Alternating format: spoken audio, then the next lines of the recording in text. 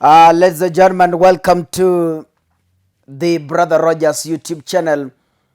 It's a long time since we met on this platform, but I want to thank God because He has given me life, strength, and the power to come here today and speak a life to a person out there who is losing hope, to give strength to a person out there who is weak.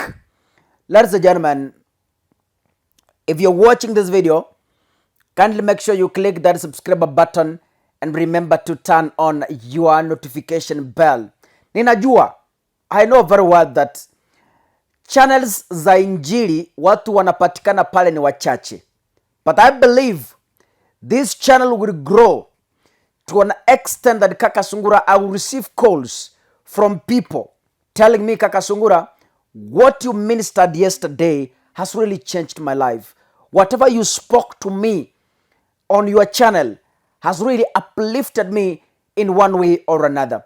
You can speak to me, and if you believe you can preach, we'll also give you this platform so that you encourage people. Najua kuna watu pale nje, men of you, mwenye mnataka kuwekwa nguvu, mwenye mnataka kuwekwa hope, mwenye mnataka kupewa nguvu, because there is life without hope is dead. Hope keeps us going. When you sleep at night and you hope that tomorrow you will wake up, that is what keeps you going, ladies and gentlemen. And today, nataka nisome a verse here and nikutie nguvu wakati huu ambapo Kenya inazidi kupigana na uchumi, ladies and gentlemen. Kitabu cha Yohana 2, nisome mstari wa kwanza hadi 11. The book of John chapter number 2, verse 11 to 1. I know many of you have been reading this story, but as you know, the word of God is new each and every second. Many of you know this story about Jesus Christ turning water into wine, his first miracle at a wedding in Cana. Najua nyote mmesoma habari hii, lakini nataka nizungumzie jambo moja labda ambalo haujawahi kulisikia wahubiri wengine wakilizungumzia katika kitabu hichi. Biblia inasema,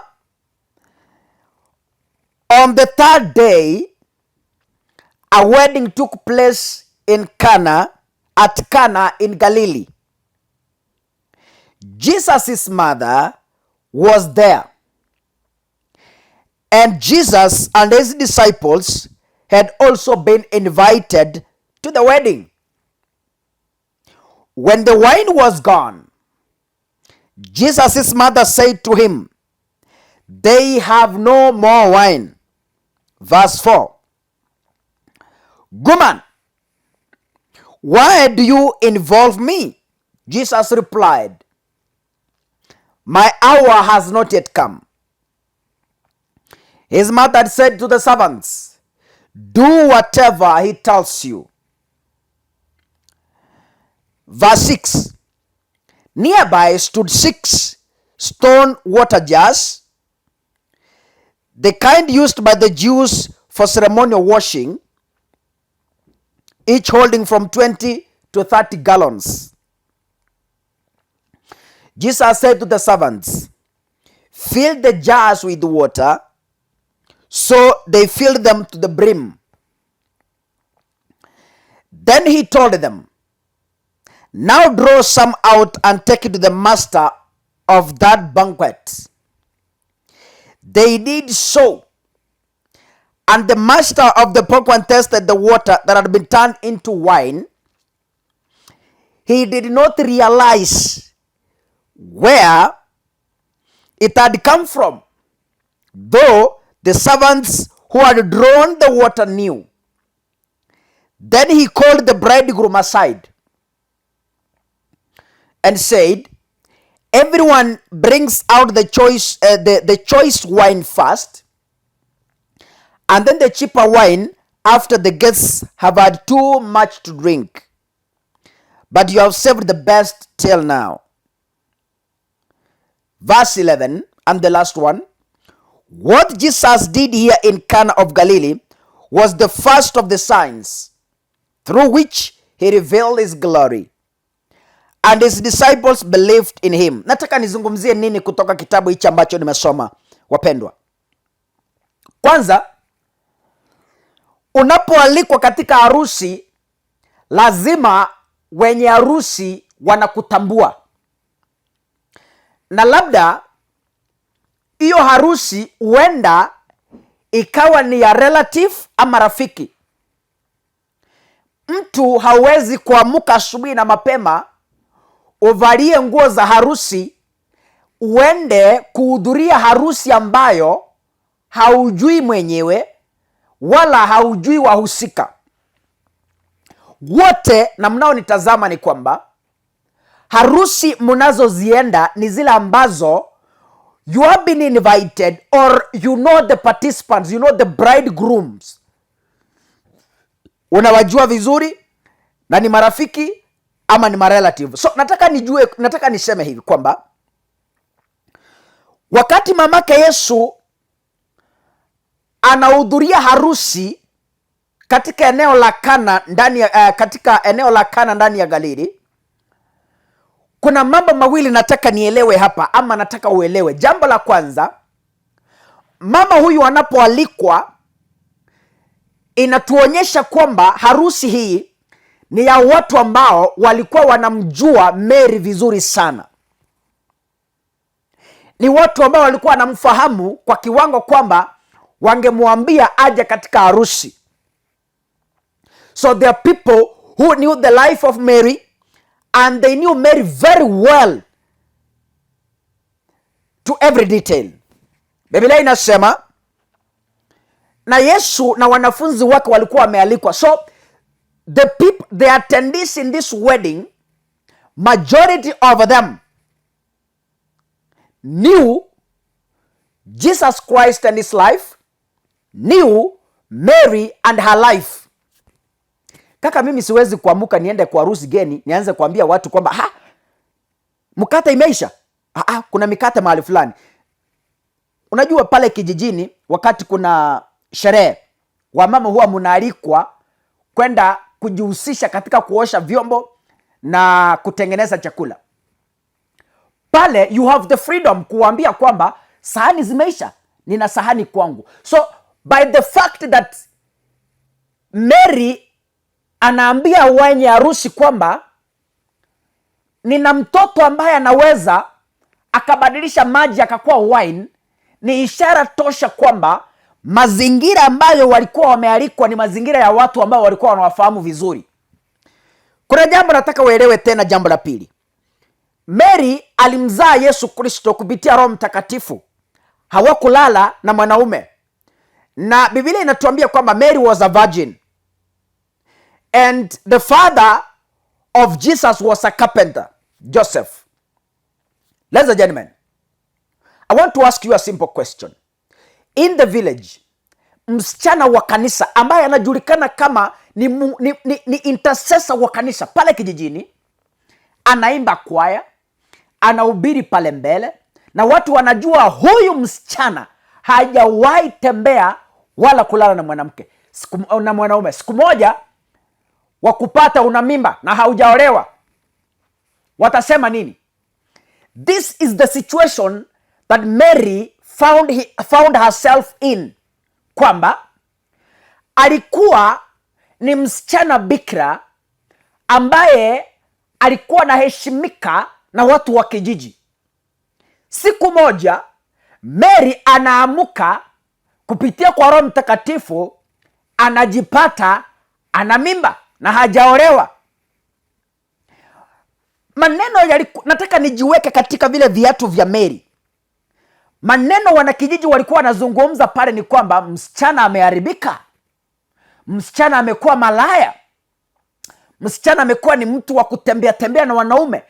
Maisha ambayo Mary alipitia ya kujieleza kwa watu waelewe kwamba mimba aliyokuwa nayo sio ya mwanaume bali ni ya Roho Mtakatifu.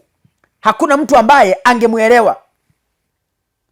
To make matters worse, Joseph is marrying Mary akiwa na mimba ya Yesu Kristo. Watu kijijini kutoka maeneo ya kina Joseph walikuwa wanamwambia, umeoa malaya, msichana ambaye ametoa mimba nje amekuja kuolewa kwako.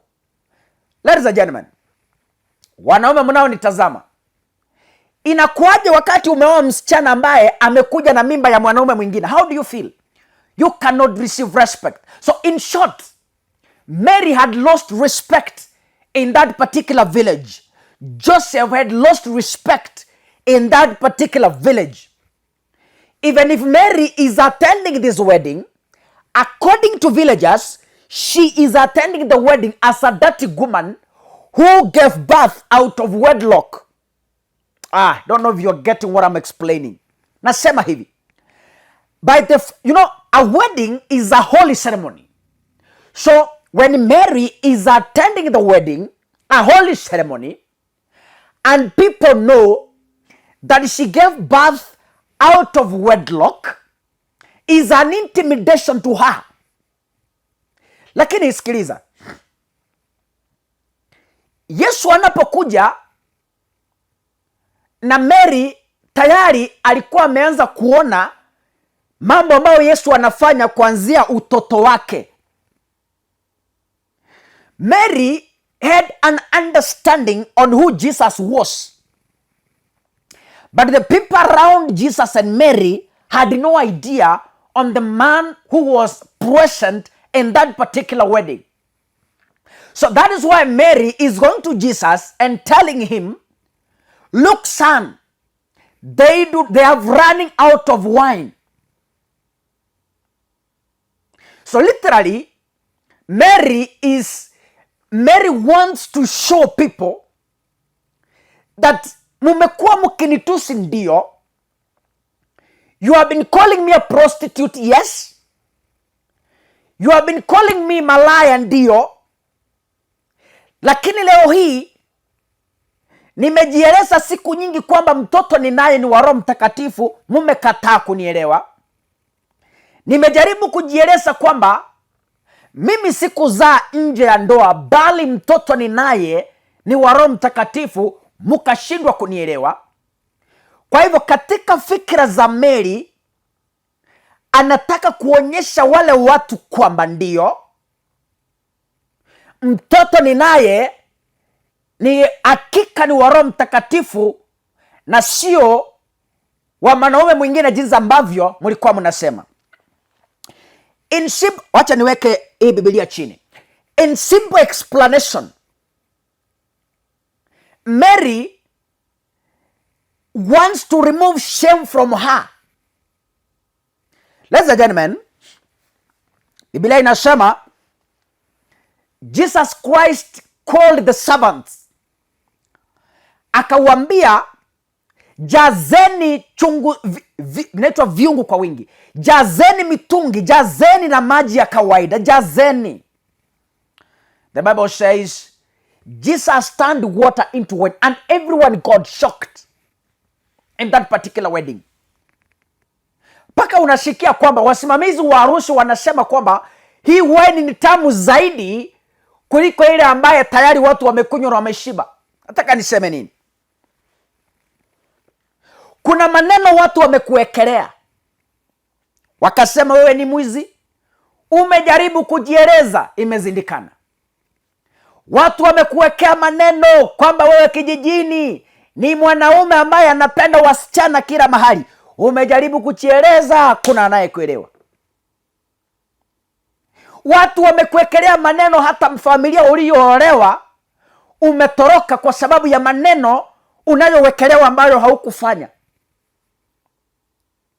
Kuna wasichana wanaonitazama wamewekelewa maneno kwamba maybe with your in-laws, wanakuwekelea tu maneno, wanasema wewe ni kiruka njia, na hakika wewe sio kiruka njia, ni njia wanakutafuta ya kukufukuza kwako. Kuna watu mnaonitazama mmeolewa miaka kadhaa iliyopita na hamjapata mtoto, na kinachosalia ni kufukuzwa, uvunje ndoa yako, urudi nyumbani kwenu. Taka niseme hivi kupitia video hii, Mungu anaenda kusababisha kitendo katika maisha yako ambacho kitawashtua wengi. God is going to turn water into wine in your life. Wamewatusi kwamba kwenu ni maskini, hamjiwezi, ndio. Wamesema kwenu hakuna mtu atatoka pale msomi, ndio. Wamesema kwenu hamtawahi jenga nyumba ya ghorofa, ndio, kwa sababu wanaona nyasi tupu. Wamesema wewe hautawahi fanya biashara iendelee. Wamesema magonjwa yanayokushika, yanayokukamata hayatapona. Wamesema kwamba mateso unayoyapitia hakuna siku yataisha. Nataka niseme hivi, God is changing water into wine in your life, and the result of that change will shock many. Hawataamini kwamba ni wewe. Wamesema hauna mtoto, wanataka utoroke ili kijana yao aoe mwingine. Kupitia video hii, Mungu anaenda kukupatia mtoto ambaye atakuwa kiongozi mkuu katika taifa hili la Kenya. Hakuna mtu anasema amen. Nisikilize mama, nisikilize kijana, sikiliza mzee. Madharau ambayo umepitia miaka mingi, alivyoyapitia Mary, yatafika kikomo. Ladies and gentlemen, kutoka ile siku ambayo Yesu alibadilisha maji yakawa divai, Mary aliheshimika. Aibu aliyokuwa nayo iliondoka. Madharau aliyopewa na wanakijiji yaliondoka. Siku ile Yesu alibadilisha maji yakawa divai, Mary alipata heshima. Joseph akapata heshima. Watoto ambao umezaa watakupatia heshima kwa kijiji ama kwa taifa hili. Wewe hako katoto kako kachunge vizuri, kalinde vizuri, kasomeshe. Hata kama haukusoma, kapeleke shule nzuri, jitahidi kukasomesha. Kuna siku ataajiriwa kazi kubwa na atakuondolea aibu ambayo umepatiwa siku nyingi na wanakijiji. Hako kasichana kako karembo, kalinde vizuri, kale vizuri, kapatie chakula nzuri. Yale madharau ambayo watu wamekupatia, hako kasichana kataolewa katika familia tajiri na umasikini utakuondokea, na watu watalisifu jina la Yesu Kristo aliye mbinguni, au Mungu aliyeziumba mbingu na nchi. Najua kuna mtu ananitazama, nataka nikuzungumzie wewe mwenyewe. Umeteseka siku nyingi, umeona aibu miaka mingi. Hata unavyonitazama watu wamekutusi, watu wamekukejeli. Nataka niseme hivi, Yesu Kristo aliyezaliwa, akasulubishwa msalabani, akapiwa mijeledi, akadungwa mkuki, akazikwa na akafufuka baada ya siku ya 3, anaenda kubadilisha maisha yako. Anaenda kubadilisha kilio ikawa furaha. Anaenda kukupanguza majozi, na uso wako uliokuwa umekunjika kwa sababu ya shida utarudi kuwa uso wa baraka katika maisha yako. Mungu akubariki, Mungu akunenee, na Mungu akutie nguvu. Asante kwa kunitazama. Nazidi kusubscribe. Kama ujumbe huu unakutia nguvu, tafadhali mtumie rafiki yako, tafadhali mtumie mtu yeyote unayempenda, na tuhubiri injili kwa Yesu Kristo, na Yesu atapewa sifa. Thank you so much. Asanteni sana na mbarikiwe.